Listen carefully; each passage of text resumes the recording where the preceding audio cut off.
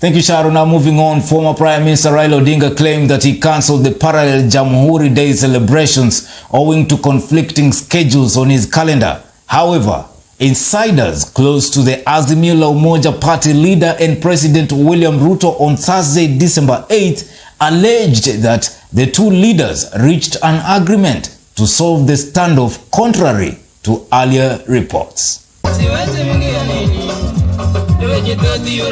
Former Prime Minister Raila Odinga claimed that he cancelled the parallel Jamhuri Day celebrations owing to conflicting schedules on his calendar. Hiyo nikiwa sasa hapa niseme ya kwamba ile mkutano tumekuwa naye Nairobi siku ya Jumatatu imeahirishwa kwa sababu mimi sitakuweko. Hiyo ndio sababu. Sio ya kwamba sisi tunaogopa mtu yote, hatuogopi mtu yote.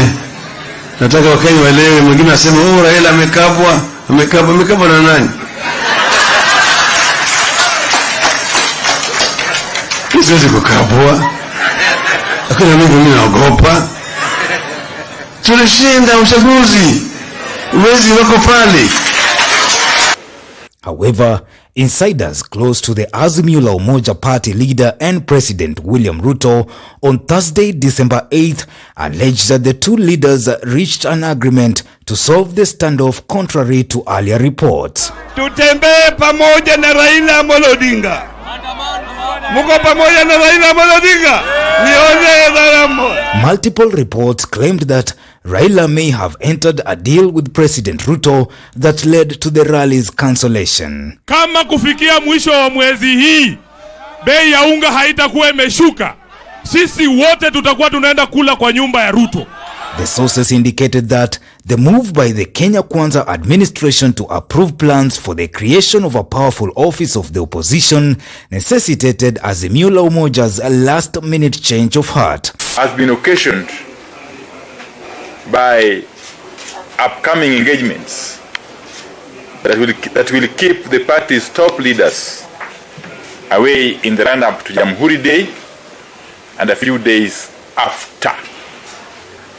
Now, those engagements were awaiting confirmation at the time the announcement of the parallel celebrations were made.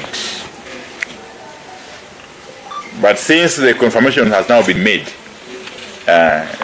we have therefore to clarify that our planned Jamhuri Day celebration at Jacaranda grounds in Embakasi East constituency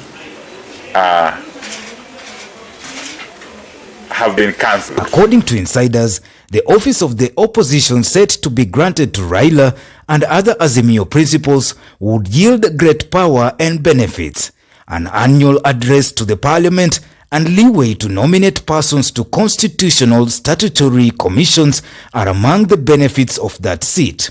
Others include receiving funding from the exchequer to facilitate Raila's operations. The insider sources further claim that Ruto's inside circle met with the leader of the minority in the National Assembly, Opiyo Wandayi, who rose to be one of Raila's key allies after the August 9th general election. It was through Wandayi that the agreement to postpone the rally was reached. Earlier, Wandayi, the Ugunja MP, claimed that Azimio top leaders had active engagements. All adults. He also insisted that he was unaware of the alleged meeting and the agreement's details as claimed by the insider sources. We need to bring to an end this emerging policy of running government through pranks. And this is a statement about United Democratic Alliance UDA chairperson Johnson Muthama, in a past interview, defended the decision to create the office of the official leader of the opposition, stating that it would promote the growth of Kenya's democracy. Leader of the opposition is established and recognized through the votes that were casted by Kenyans. Let's say this. President Ruto won with 7.2 million votes. Raila received 6.9. Look at that following behind Raila, behind him. Are you telling me that person does not deserve really One, to have an office. Number two, to have his car fueled up to be able to reach the 6.9 million Kenyans. Are you telling me that that person should not have a public addressing system given by the government to reach the 6.9 voters who voted for him? We will be doing injustice to Kenyans if we go that direction. Let us recognize the efforts of the Kenyans that they have put to elect the president with a majority of the votes and the leader of the opposition with less votes, which could not. Nandi Senator Samson Cherargei added that the move to cancel the parallel Jamhuri rally, arguing that it would enable Ruto to advance his developmental agenda.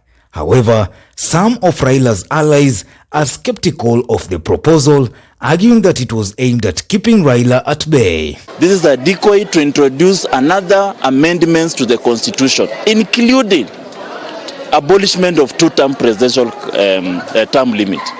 And is using the opposition. He wants to lie to us as Mio so that we support it. And we'll at the end, we will be supporting an abolishment to a two-term limit. It will entice the governors, it will entice the members of parliament. When you tell governors that there will be no two-term, they will support. You tell members of parliament that the CDF will be in the constitution, they will support. You tell the members of opposition that there will be an opposition leader, they will support. And then you sneak in abolishment of two-term limit.